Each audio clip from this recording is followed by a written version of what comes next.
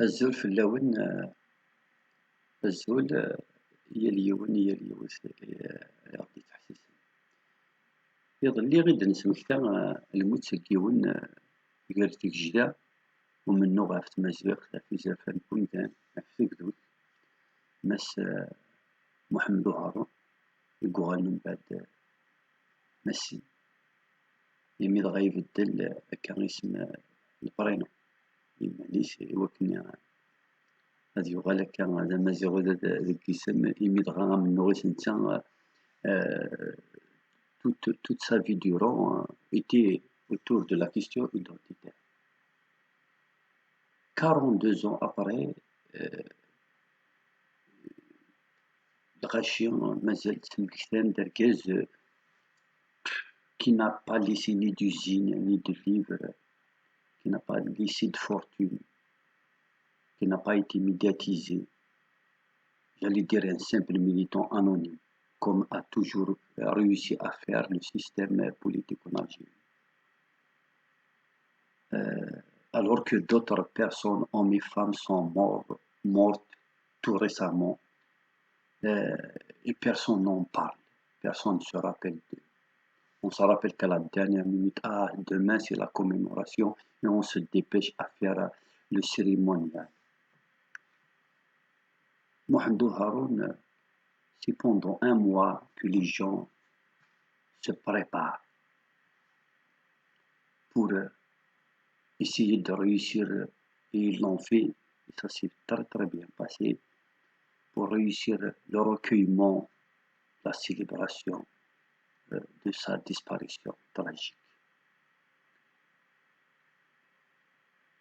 Il faut se poser la question, il a pas d'inflexion, أشيمي أرجع ماكي مازالت يتمكتي من الغاشي لخاطر مغناسن إلا قاد زرن et les générations qui n'ont pas connu ce grand homme doivent savoir quelles sont les qualités. Certaines, on ne peut pas en citer toutes. Mais يونا محمد هارون يقيم كاكيدي لي كونسيونس تمكتين الغاشي يورا اسميس avec des lettres en or sur les annales de l'histoire du combat identitaire. أما غادي تموتنا الجزائر أما يتفرق توقافها أما ذوك المران d'une façon générale. على خاطر c'était un homme brave, un homme honnête, d'une droiture même sur le plan professionnel, même dans ses relations avec la société, avec les militants. Qu'il soit en prison ou en liberté provisoire, qu'il soit sur le terrain du combat, c'était un homme qui est resté debout, humble, très pauvre comme tous les militants parce que nous sommes dans un pays indien. Pour s'enrichir, il faut être un toutou, c'est-à-dire un soumis, quelqu'un qui accepte le dictat, les ordres, la servilité. Lui qui était un homme intègre, trop fier et trop honnête, il n'a jamais su comment s'accroupir devant les chefs, les bottes, pour s'enrichir. D'ailleurs, je pense directement tout de suite à quelque chose, un autre grand militant qui a toujours dit dans notre pays, ceux qui ont dans la tête n'ont pas dans les poches. Ça s'applique très très bien sur le grand et l'unique Mohamed Haroun. يدفكات دارت تفريز اللي تموت بقفو اللي تمناطن تموت القبايل اللي تموت الجزائر اللي فريق توقافها. C'est un homme qui a marqué les consciences et qui sera une référence et une école pour tout le militantisme qui nous reste encore à assumer parce qu'il a été dans les profondeurs des questions nodales, les questions les plus importantes. n'a pas été avec le dos de la cuillère. Il a résolu toutes les questions et il en a proposé des solutions. La religion, l'État a islamisé la société pour un but très malsain. L'islam, religion d'État, arabiser les populations à travers l'islam, imposer l'État jacobin et concevoir une constitution sur mesure pour la pérennité et la survie d'un régime totalitaire. Voilà les questions qu'il a toujours voulu, donc qu'il a toujours développé, mais auquel il a voulu et il a réussi à apporter des réponses. Mohamedou Haroun, même quand il était en prison, il a continué cette œuvre. Il a réécrit l'islam sous les il a traduit, voilà, il a essayé. C'est Souqit. Immigrant, la société nord, il est majoritairement musulman, même si l'islam en Algérie il est plutôt particulier,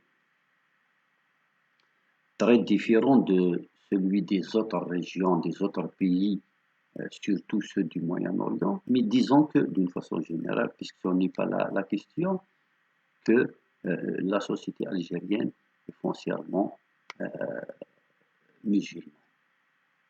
Il a donc pris le taureau par les cornes. D'accord, les Algériens sont musulmans, mais pour rester toujours amazigh tout en étant de confession musulmane, ben dans ce cas-là, la réponse est claire et toute simple. Traduisons l'islam pour que les usagers, en faisant par exemple sa prière, une femme, un homme, qu'il soit berbérophone ou c'est-à-dire qu'il soit dans les différentes variantes de la grande langue amazigh, il va le pratiquer avec sa langue maternelle. Il a donc pris ce grand dossier, ce grand chantier, et il s'est mis à traduire difficilement, avec pratiquement aucun moyen, surtout qu'à l'époque, il n'y avait pas beaucoup de moyens en termes d'impression, les ordinateurs, la logistique qu'il faut. Mais il s'est attelé à ce chantier combien colossal. Parce que c'est celle-ci la question nodale. Parce que la langue est en perdition, c'est-à-dire la langue maternelle, donc la langue pour laquelle il a combattu, c'est Mazir.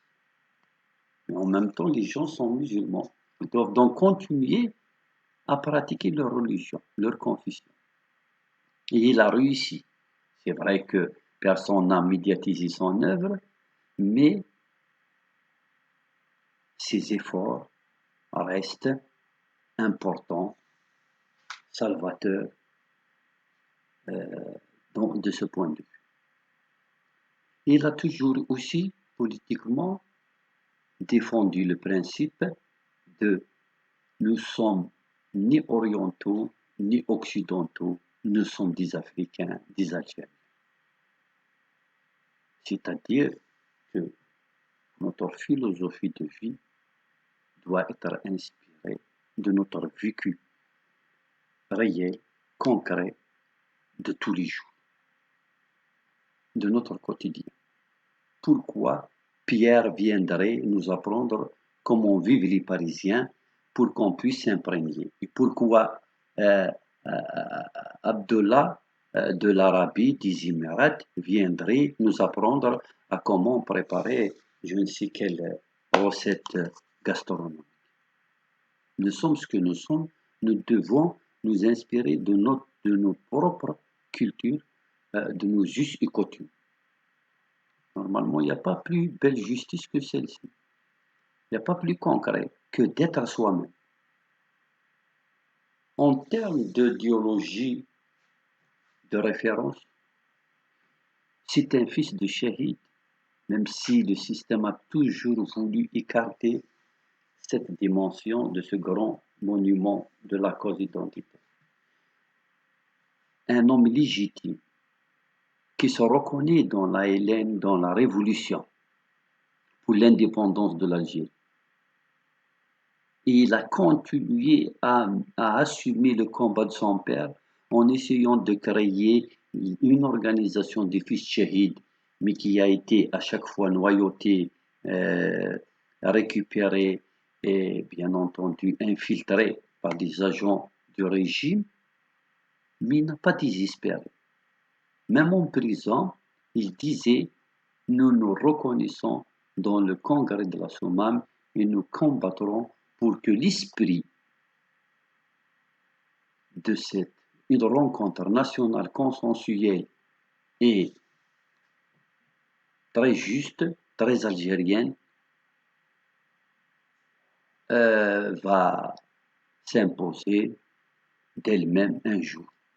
Bon, malheureusement, ce n'est pas le cas même jusqu'aujourd'hui, mais s'il n'y avait pas des hommes comme Mohamed Haroun, nous ne serons pas, il n'y aurait pas cette génération actuelle de militants. Parce que chaque génération doit toujours prendre référence, s'inspirer de celle qui l'a précédée. Et Mohamed Haroun reste une référence, un monument, une source d'inspiration et voilà, une personne à travers laquelle nous apprenons parce que nous découvrons chaque jour quelque chose, une facette cachée de son parcours très riche en événements et en prouesses. C'est aussi quelqu'un qui a souffert tout seul. C'est très africain, c'est très amazigh, c'est très kabyle que de souffrir, mais de ne donner aux autres que un visage humoristique d'un homme fier et digne, souriant, même si intérieurement, c'est quelqu'un qui a enduré énormément. L'aîné de la famille a réussi ses études, mais difficilement, a difficilement aussi, mais comme il a fondé une famille et a élevé ses enfants. Mais si nous essayons de dire quelque chose à sa mémoire, et parce que de la Wachor, nous ne pouvons pas oublier de nous rappeler toutes ces années durant, quand il était en prison, et pendant lesquelles son épouse, sa mère et ses enfants, ses filles, sont restés toutes seules. Bon, grâce à la famille, ils étaient hors du besoin et hors du danger, protégés, mais la place du père, du fils et du mari restait vide. Et sans doute, ils ont ressenti cette douleur, ce manque pendant toutes les années d'emprisonnement de ce grand militant qui a été, rappelons-le, injustement emprisonné. Bouteflika disait, pour parler des terroristes, si j'avais 20 ans, j'aurais fait la même chose qu'eux. C'est-à-dire, je serais monté dans le maquis et j'aurais assassiné des hommes et des femmes, des enfants, des fœtus. J'aurais incendié comme l'ont fait les islamistes. Enfin, officiellement, on les a appelés des islamistes. Maintenant, qui est derrière, peu importe. Mais l'essentiel, Bouteflika disait à ceux qui ont tué, si j'avais 20 ans, j'aurais fait la même chose. Et quand on lui a dit pourquoi, il leur a dit parce qu'il y a la misère sociale, il y a le chômage, et c'est tout ça, c'est ce marasme, c'est ce dur métier d'État algérien qui les a poussés à monter au maquis.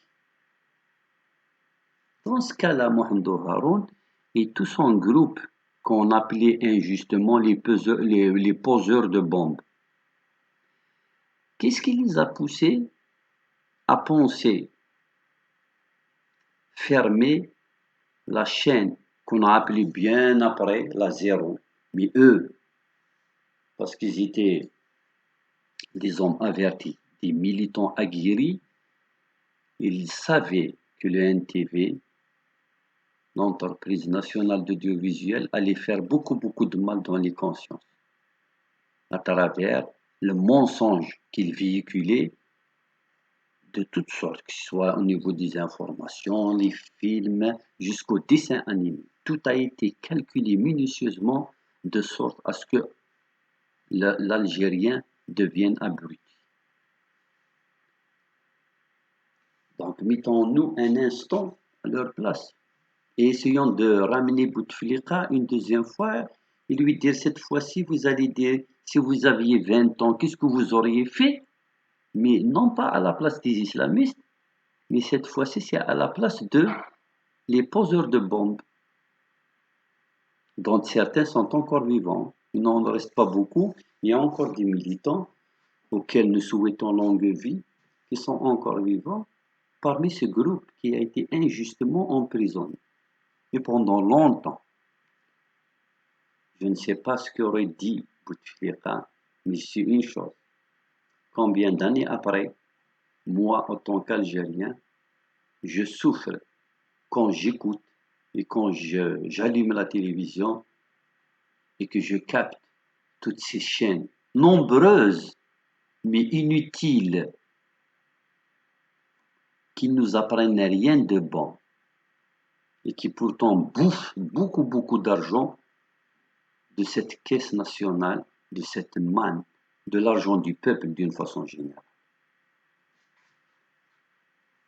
Je voudrais aussi dire autre chose que par rapport toujours à la femme qui a souffert une pieuse pensée à sa mère. On racontait que Haroun a été envoyé dans une prison lointaine, exprès, pour lui faire mal et l'éloigner de sa famille. Comme ça, parce qu'à l'époque, il n'y avait pas beaucoup de moyens de transport, lui, il était issu d'une famille très pauvre, fils chéri, donc il n'y avait que sa mère. Donc personne ne risquerait, n'aurait les moyens d'aller lui rendre des visites. Sa mère, comme toutes les braves femmes, ne pouvait pas rester sans aller voir et s'acquérir de la santé morale et physique de son fils. Un jour, quelque chose de très mauvais lui est arrivé au cours de route. Bon, est-ce que c'est un simple accident ou est-ce que des gens sont venus nuire à cette pauvre femme? Aller jusqu'à nuire à la mère d'un militant, je voudrais bien euh, savoir qu'est-ce qu'il a fait de mauvais à ce point. Dans toutes les guerres et dans tous les conflits, on ne touche pas aux enfants, aux handicapés et aux vieux. Chez nous, y compris ces trois franges de la société, ne sont pas épargnés. Il n'y a pas que les militants qui sont persécutés. Et puis à la fin aussi, je voudrais dire que Haroun est décédé d'une tumeur, mais comme nous sommes sous une dictature, je voudrais bien aussi, je serais réconforté si je saurais que Haroun a eu cette tumeur comme ça. Le destin, comme disent la majorité. J'espère que c'est le cas, mais étant un militant politique, j'ai le droit de supposer que Haroun a été rendu malade bien avant qu'il sorte de prison. Dans tous les cas de figure, nous avons perdu d'une façon prématurée un grand militant. Vous imaginez, depuis qu'il est mort jusqu'à aujourd'hui, il est encore, parce qu'il y a des gens qui ont le même âge que lui, ses compagnons sont encore à l'âge de donner le mur de même pour cette cause. Donc, toutes ces années dont on a été privé d'un homme que s'il avait la longévité, s'il avait longue vie, il aurait énormément servi la cause. Ce système qui ne voit pas les trafiquants de drogue passer, ce système qui ne voit pas tous cette mafia politico-financière passer et vaguer à leurs occupations malsaines, tous ceux qui ont dilapidé les biens publics. Mais par contre, d'un autre côté, le système est très fort, très regardant. Il ne rate rien concernant les militants de la cause identitaire. Vous voyez combien Tamazight fait mal à ce système. Je pense sincèrement, j'espère être objectif, que Tamazight a été à l'origine de tous les combats démocratiques. Et si ce n'est le combat pour l'identité, jamais en Algérie, d'ailleurs même en Afrique du Nord d'une façon générale, on aurait réussi à avoir le peu que nous avons arraché. Donc Mohamed Haroun reste un artisan d'une grande œuvre. C'est vrai qu'il n'est pas encore achevé, mais on n'est pas loin de la fin, de la grande victoire. Donc il a والفاض il a ولا شيء il a والفاض ولا شيء il a. Voilà encore une autre expression de nos anciens et qui est valable et qui s'applique sur Mohamed Haroun, sur Yidir qui nous a aussi quittés tout à fait récemment. Ceux qui ont fait de nous des militants fiers qui n'ont peur de rien et qui ne s'arrêteront pas jusqu'à l'aboutissement du rêve escompté, l'aspiration pour que l'Algérie puisse être un État démocratique et social réel et véritablement, pour que Tamazight soit une langue que l'État va assumer avec fierté et honneur, en lui donnant tous les moyens dont il aura besoin comme langue pour qu'elle puisse s'épanouir sur cette terre qui est la sienne. La statue à l'effigie de Mohamed Haroun, réalisée tout récemment, a été le résultat et le fruit d'un travail de plusieurs personnes, des militants, des donateurs, des gens qui se sont sacrifiés pendant 15 ans ou 20 ans. Et pourtant, c'est un fils shahid, un vrai Algérien authentique, qui n'a pas fait de mal, qui n'a jamais pris un sou des caisses de l'État. Personne n'est venu s'acquérir de la santé et du bien-être de ses filles, de ses enfants, de sa famille après sa mort, de tous les officiels de l'État. Donc cette statue est la victoire de 20 ans d'efforts. La reconnaissance de Tamazight, un combat pour lequel Mohamed Haroun a toujours aspiré, sera le fruit de cette révolution, de cette insurrection populaire du 16 avril, du 16 février 2019 et qui va reprendre de plus belle, pacifiquement, démocratiquement, mais efficacement et effectivement jusqu'à ce que nous arrachions nos darwas les plus élémentaires, c'est-à-dire les darwas à la vie autant que peuple, autant qu'histoire, autant que civilisation, autant que conception d'un monde, d'un idéal, d'un devenir. تحيا الشعب الجزائري، تحيا النضال، أتي دير تمازيغ، وذرن إمازيغ.